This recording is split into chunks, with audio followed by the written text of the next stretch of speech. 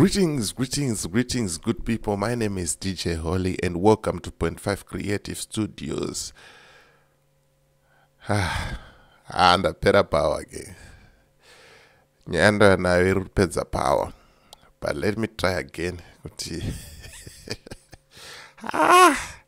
Ndasarenda. Zvamai manje ndasarenda. Aiwa. Asana mbona mashura akadai so. But let me try again. Let me try to do it again. Greetings, good people. My name is DJ Holly, and welcome to Point 5 Creative Studios. Chitubu che content, chitubu chisingapwi, chitubu chinonwane munhu wese, chitubu chakavhenekwa chikaongororwa nana mazvikokota kunzi aiwaka chitubu ichi chine content iri healthy, content yakachena, content inokodzera kunge chikonsumwa nemunhu akaita kunge iwewe. That's why you are here today. So if it's your first time here, dzvanya subscribe button and the notification bell so that you don't miss out on any exciting content uploaded. Hanzana mbona mashura akadai so. Ever since I started to report nyaya tunombeta dzimwe nyaya dzinorema, dzimwe nyaya hombe, nyaya dzinosekesa dzana madungwe, but iyi handichikora mabhonzo. Unonzi kuchikoka mabhonzo ka ndokwandaitwa nenyaya iyi. Panapa ndine ground. Irikunzi this stadium is certified by FIFA. Hanzi FIFA yakaisa chidhindo kuti Warriors ato ready kutambira muground rakadai so. Ground racho ukariona rinoita kunge tennis court.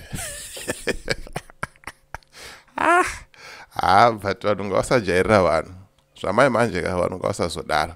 Saka ndisandapinda muvidhio randoda kukuratidzai. Iri ground remabhuza iri. Vanhu vakusaiza vanhu manje. Ground remabhuza mirendo kuratidzai mai manje. Ndisandapinda muground remabhuza randoda kukuratidzai. Dati kana une business raunaro, ndibate namba dzangu ndo dziri pasi apo rauda kumaketero, ndibate namba dzangu idzodzidzi. Kana une nyaya yaunayo yauda kuripota, ndibate futi pasemu namba idzodzoka tofambira nyaya dzacho handitika. Right. Pomona management yataura iyo zvikanzi aiwaka ground iri ready kuti chite sei Warriors atambe international match. FIFA yakaisa chidhindo. Ngativanzwe vachitaura munozoti ndini. This place was certified by FIFA. As you know that there was a full of waste here. This place was certified by FIFA. As you know that munyatsonzwisisa pari kutaurwa potanzi this place was certified by FIFA. FIFA chaiyo. Isa comment section. Usati watombonzwa video rinoirika. Da kutozodzokera kucomment kwako nezvawaona apa.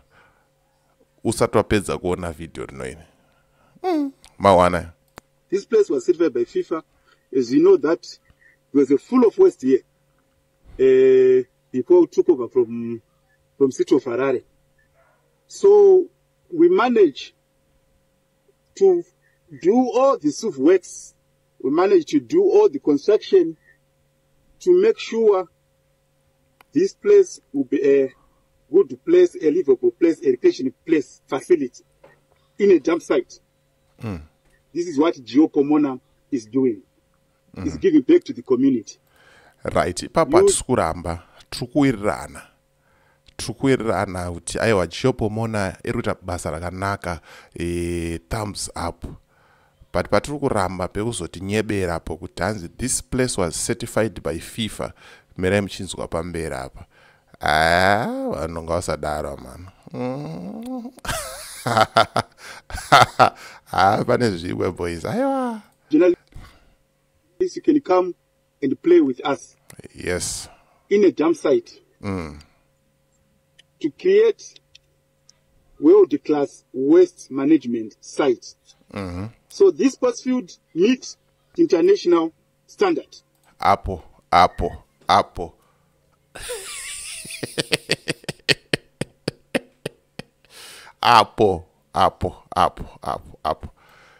Atiskuramba.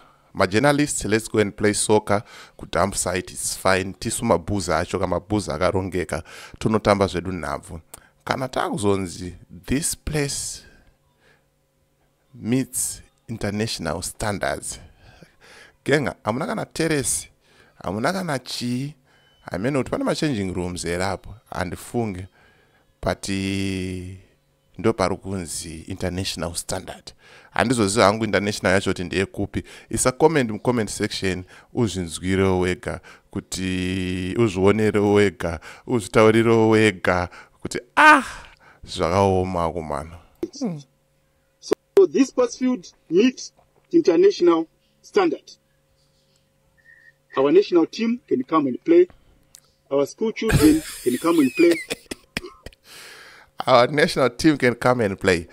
But for Mabuza or for Yesao, session your national team, I don't see if there's any problem to Atambe, because loni iyo munzwa chakantaktora pa standards chayoga aiwa grassiro ndiro chairo ndoracho chairo kuti aiwa munonyatsotambara navhu.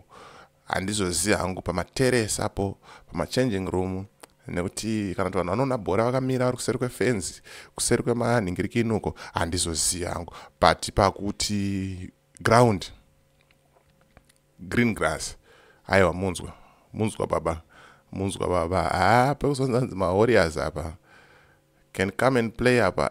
Sports field meets international standard. Our national team can come and play. Our school children can come and play. Even your wives, even your relatives, you journalists, we can come and play here. So it's giving back to the community. This place was certified by FIFA. So it's giving back to the community. Yes, that's a very good thing. We are 100% happy and we are grateful of what Pomona Gio is doing. Aiwarubata basa chairo. Patiri kuzongoramba ini nangu pandaramba ini personal musazoti vamwe vanhu ndini ndadaro pakuzoti hanzi this place was certified by FIFA. And this place meets international standards. Aiwa akuda siya comment section wotaurawo mafungiro ako kuti unofungei nezvinhu zvakadai. So pane kwatiri kuenda here kana kuti nhabvu yedu is going somewhere or nowhere slowly?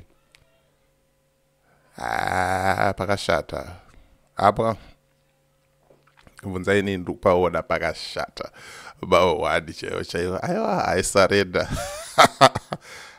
Ndabona zvichigisa, but aiwa ndangoti rega ndiwe nacho pachitubu ndikuratidzewo chandasangana nacho kuti ndo ground rakunzi ma-warriors, musatye zvenyu, ma-warriors akukwanisa kuya achitamba iri international stadium. So as for me, DJ Oli and the rest of the crew behind the scenes, tukuti is bye for now. Ngatisangane mvideo noenda rinotera. Handina kutuka Gio Pomona ndibate ipapo, handina kushora Gio Pomona zvairi kuita ndibate ipapo. They are doing a very good job. But pandangorambana pandapokana napo inini personally kutonga munhu pekuti hanzi FIFA yakaisa chidhindo ground remabhuza rinenge tennis court ipapo ndo pandikurambana napo pekuti hanzi international standards. Hanimeno pamwe ndiri wrong, kana ndiri wrong nini handirambe kutsurwa, handirambe kugadziriswa. Ndigadzirisewo mu-comment section motaura kuti aiwa Hole apa wabhaiza, kana tichitaura ma-international standards totaura zvakati nezvakati. Inini handisi munhu wangu webhora, but ndashaya kana terrace kana one. Correctly kana ndatadza. So as for me, DJ Oli and the rest of the crew behind the scenes, it's bye for now. Ngatisangane mu video rotera.